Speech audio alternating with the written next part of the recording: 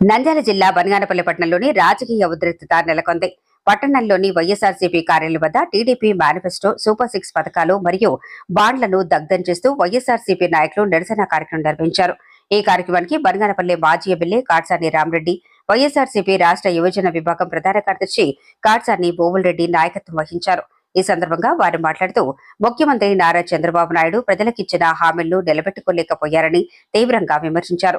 చంద్రబాబు ప్రజలకు చేసిన వెన్నుపోటుకు నేటితో 2 ఏళ్లు పూర్తయ్యాయి అని వారు పేర్కొన్నారు. ఆంధ్రప్రదేశ్ ప్రజలకు ఇచ్చిన హామీలను నిలబెట్టుకొని చంద్రబాబు దగాకోరు నాయకుడిగా మిగిలిపోయారని వైఎస్ఆర్సీపీ నేతలు మండిపడ్డారు. ప్రజలకు న్యాయం జరిగేంత వరకు వైఎస్ఆర్సీపీ ఆధ్వర్యంలో పోరాటాలు కొనసాగుతాయని స్పష్టం చేశారు. 2 సంవత్సరాలు పూర్తయిన సందర్భంగా ఇచ్చిన హామీలు ఏ ఒక్కరిని కూడా నెరవేర్చకుండా ఎన్నికల టైంలో మాయమాటలు చెప్పి మోసం చేసి అధికారంలోకి వచ్చిన తర్వాత ఏదైతే మేనిఫెస్టో ఉందో ఆ మేనిఫెస్టోలో ఏ ఒక్కటి కూడా ఇంతవరకు అమలయ్యే పరిస్థితి కనపడటం లేదు. వీటికి నిరసనగా 4వ తేదీన ఈరోజు ఈ యొక్క మేనిఫెస్టో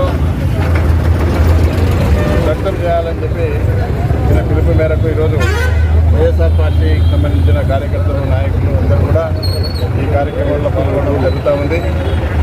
మీకు తెలుసు, ప్రజలు ఎన్ని విధాలుగా ఇబ్బంది పడుతూ ఉన్నారు.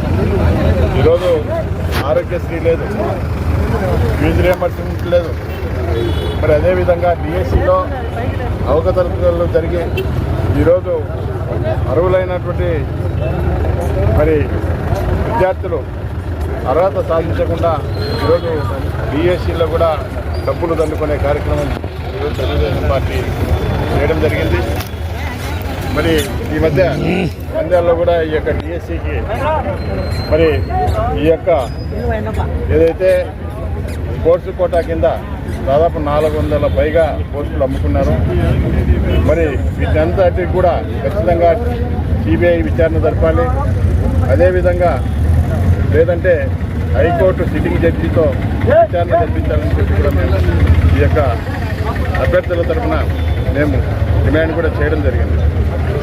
ఏదేమైనప్పటికీ కూడా ఈ రాష్ట్రంలో కేవలం ఒక దోపిడీ విధానం కొనసాగుతూ ఉంది. ఈరోజు ఇసుక కానీ, మద్యం కానీ, మట్టి కానీ, గ్రావెల్ కానీ, మెటల్ కానీ, ఈ యొక్క విలువైన ఖనిజాన్నంతా కూడా దోచుకునే కార్యక్రమం చేయడం జరుగుతుంది. మరి ఎక్కడ కూడా మరి ప్రజలకు సంబంధించి ఏదైనా కూడా ఇన్ని రోజులు ఎదురు చూసినారు. 2 సంవత్సరాలుగా వస్తూ ఉంది, ఏదైనా కూడా ఇంకా చేస్తారేమో అని చెప్పి ప్రజలందరూ కూడా ఎదురు చూడడం జరిగింది. మరి 2 సంవత్సరాలు పూర్తయినప్పటికీ కూడా ఒక పెన్షన్ లేదు. మరి ఈరోజు చాలామంది భర్త చనిపోయిన వాళ్ళు, 60 సంవత్సరాలు నిండిన వాళ్ళు, వికలాంగులు కూడా ఈ పెన్షన్ కోసం ఎదురు చూస్తూ ఉన్నారు. జగన్మోహన్ రెడ్డి గారు 67 లక్షల పెన్షన్లు ఇస్తే ఈరోజు దాదాపు 5 లక్షల పెన్షన్లు ఇప్పటికే తొలగించడం జరిగింది. మరి అదేవిధంగా ఫ్రీ బస్సు ఇచ్చామని చెప్పి చెప్తా ఉన్నారు.